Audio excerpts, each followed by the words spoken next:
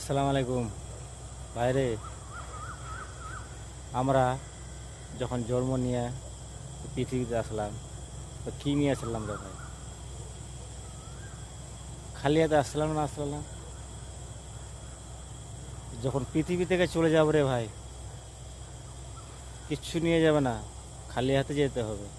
খালি হাতে আসছি, খালি হাতে যেতে হবে। তো দুনিয়াটাতে রে ভাই, ভালো কাম করো, ভালো ফল পাবা। ভালো কাম না করলে ভাই পাবা না।